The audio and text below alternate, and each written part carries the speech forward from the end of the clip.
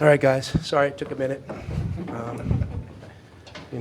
I'm actually really bad at, we have a great staff and the administration and everybody tries to help organize all this stuff, and I'm the worst because I don't like making any decisions before a game, like on what we're going to do after the game, whether we're going to do senior speeches, whether we're going to cut down the net.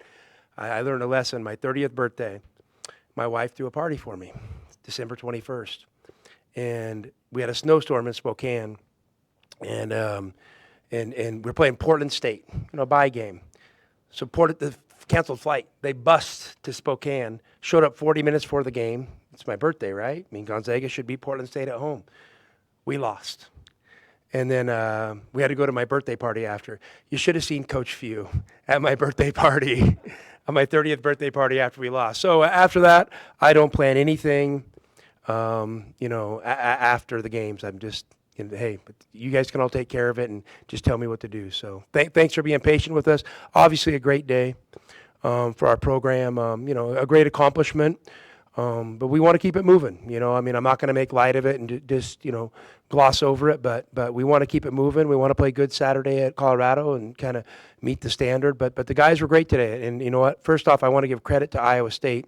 I mean, they're a pain in the ass to play against. I mean, you can't run your offensive stuff. They pressure you out of everything, and then they're so good at utilizing their strengths on offense. I thought our guys were really good defensively today, but I mean, you really have to overextend yourself to stay ahead of those guys. So TJ, is a friend of mine, and and one of the good guys in this business, and I'm proud to compete against him, and he's done a hell of a job there.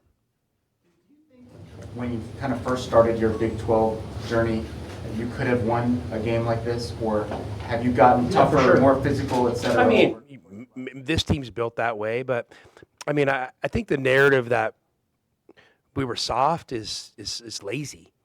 I mean, look at our stats, look at our analytics. We've always been a great rebounding team. We've always pounded the paint. If you want to just be lazy and not pay attention and say we're soft because we're on the West Coast, be lazy.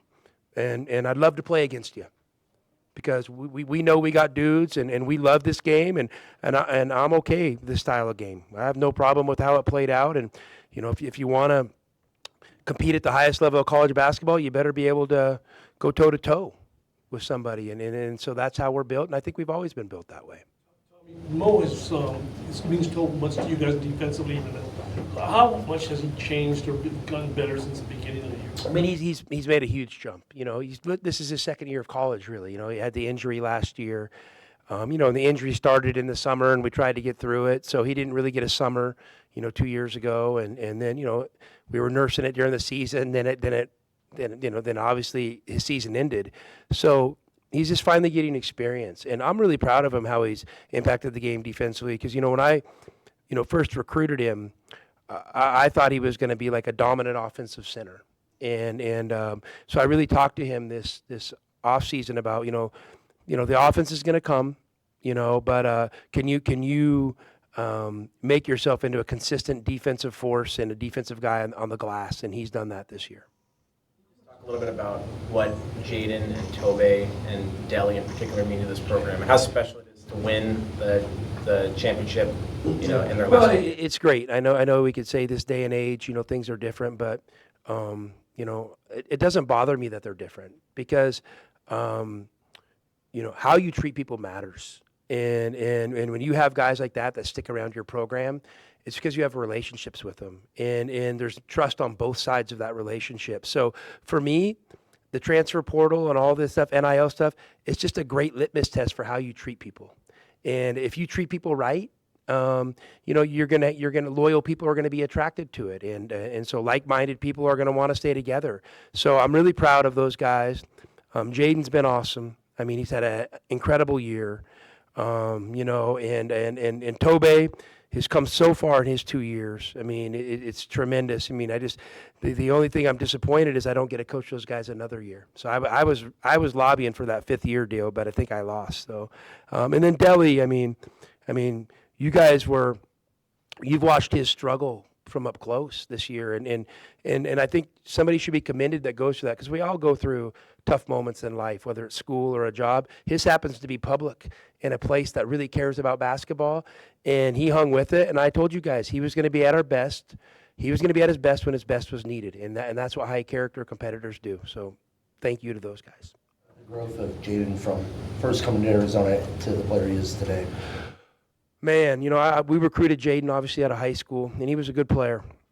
He had a solid freshman year at Alabama, and then he came here, and we really challenged him to get better just at some of his techniques and packages, and he's done that. And listen, the staff can get some credit, but he deserves most of the credit, because he's the guy who's put in the work and been receptive to and open-minded to some of these things. And what's really cool is he's kind of made him his own. I mean, he's not a robot. He's not like a programmed player by us. I mean, he combines some of our teaching with some of his charisma and talent, and it's turned out to be a great combination. At the end of the year, you guys talked about him not being on point guard lists, awards watch lists, and it seemed like he had a chip on his shoulder early on. Just how he handled it. I don't think he had a chip on his shoulder. Guys, no one wants to be on preseason list. Who cares? That's for you guys. We actually have to go out and play and coach. So we want to be on postseason lists. That's what matters. And so, I don't know, maybe the guys that start on the list have a little head start, but I'll tell you what, consistent performance speaks way louder than a preseason list. And no one's been a more consistent performer in the country than Jaden Bradley. The crowd, hopefully this is the team that can do something special. How much does celebrating on the court, cutting down the nets, sort of set the intention and help the team kind of visualize what can happen here? Yeah, I mean, we talk about vision a lot. What's our vision? What's our purpose? And vision is it's imagery, and we want to envision ourselves cutting down the nets. We want to envision hoisting that trophy. Now you don't get ahead of yourself. Then you got to dig into like, okay, well, what do we got to do to get that? What's the most important thing today? Let's lock into our process. So, but to be able to do it at home and celebrate with our fans is really cool. And when you move to a conference like the Big 12, you don't know how it's going to turn out. I mean, obviously, I was like, bring it on, but no one's predicting the future. And for us to go out and do this in our second year, I mean, I think it says a lot about Arizona basketball. And it's not about me; it's about the program, and it's about the program well before me. That gave us the foundation to do this kind of stuff. So we're excited to carry on the legacy. And we want a good day off tomorrow, and then we want to get back to it. Does it mean more than the two Pac-12 titles because of the league being stronger? I mean, it's like asking to choose your favorite kid, Bruce. Listen, those Pac-12 ones were special. Because we just got it started here, and what it did, it created a foundation, of what we could do as a program, and it created belief. And those things matter. And so, we have deep belief that we can be one of the best, basketball programs in the country consistently. But we know we're going to have to fight for that. We know talk is cheap. 7 of the next 8 days, you guys will have off in the schedule and how it's set up. Well, it's good, but now you got to take advantage of it. You can't let your guard down. You got to rest. You got to recover. You got to strengthen. You gotta get back in the gym, and you got to figure out, okay, what do we got to do to continue to improve? The best teams I've ever been a part of continue to get better week by week in March. They don't rest on what they've done, and we always talk about it as a program. We are always going to be more excited about what lies ahead than protect what we've already accomplished. So we're excited to play at Colorado. I mean, listen. Colorado, I've went up there with a good team before and got smacked. I know how tough it is to play there. So, trust me, it's got my full attention. And then, obviously after that, we'll get a few days off, and then we'll see how that Big 12 tournament shakes out. So, that's kind of next on the horizon, so that'll be our focus. Early in the first half, Iowa State had a possession where they had 3 shots, a couple close to the rim, didn't score, and then another one in the second half where they got 5. Those kind of defensive efforts, when you're giving up the offensive rebounds but not letting that So sack. basically, that's 8 of their 33 rebounds in 2 possessions. Yeah. I mean, I remember those, and yeah, they were disappointing. Thank God they kept missing, and maybe they didn't score. I don't know if they ended up scoring on those possessions. But, yeah, we started out the game. We weren't great on the glass. I mean, our rebound instincts and habits, weren't up to it. And, we talked about it at a timeout, and I think we were able to flip it. But listen, Iowa State's also a really good rebounding team. I mean, they know where their shots are going to come from, and they have guys who know their job is to go in there and rebound. I mean, the number 23, the Buchanan, I mean, we obviously talked about our guys, how good of an offensive rebounder is, and he has 6. So, so easier said than done, but thank God we were able to, they didn't make some of those shots, and we were able to kind of, get more comfortable on the glass throughout the game. Is the same thing that Kansas the other night, they made a big surge, you guys answered it. Tonight, Iowa State got within 7 in the second half, and immediately you guys answered that. What does that say about you guys? Well, I mean, what's the old cliche? It's a game of runs. There is a little truth to that. And when you're playing a good team that, if you get up on them, there's from all the thousands of basketball games I've watched over the years, there's a good likelihood they can make a run back at you. And when they make a run back at you, it's really important not to buckle, not to feel bad, not to feel guilty, that you lost a lead. Because there's still game to be played. And obviously the objective once you start the game is to win the 40 minutes, not, be up 16, 8 minutes into the game, and then let's say 4 minutes into the second half, they go up 2. You can't, because that 18-point swing, you can't feel bad because you still got to win the game. So we talk about that all the time, just staying steady, get into the next thing. Let's be in the moment. The moment's this possession, and then then let's try to create good opportunities for the next possession. We really keep it that simple. On your 140th win, you mentioned the former staff and players in the foundation for you here at Arizona. What does it mean to you to just continue that legacy and that tradition from Luke Wilson and Sean Miller, and in such a short amount of time, you're able to just bring it back and keep Arizona at a national level? Well, I feel fortunate, feel lucky, all those things. And, I'm not good at counting big numbers. It's really hard for me to count past 1. So I keep it pretty simple. But, yeah, I mean, I'm happy. I'm happy the program's having success. I'm happy for the community.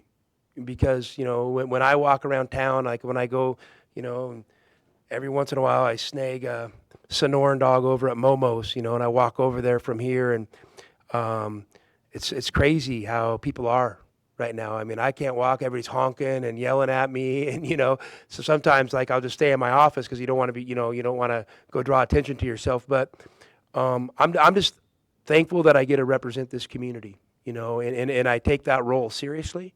I love this place, and what brings me joy is we win and everyone embracing and feeling good and smiling. I mean, that joy is really powerful.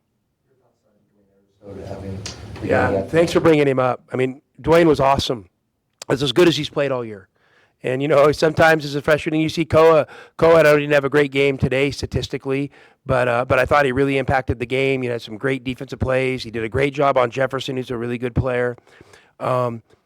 But those guys both had a little break, and you could see there's been a freshness to them. And to be honest with you, we haven't even been able to practice that hard the last couple of days, kind of ramping up for this. So Dwayne, didn't really kind of get back with us till we got back here, and just before the Kansas game.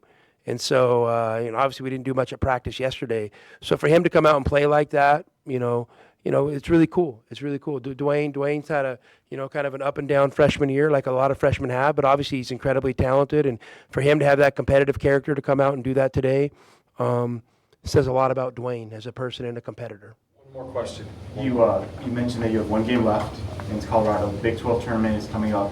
There is a school of thought that if you're locked into a number 1 seed, that maybe a conference tournament doesn't mean all that much. Is that a dangerous kind of mindset? I mean, I don't know. I don't overthink it. Like, if you put us in a tournament, I guess I'm a sucker for it. I'm going to try to win it.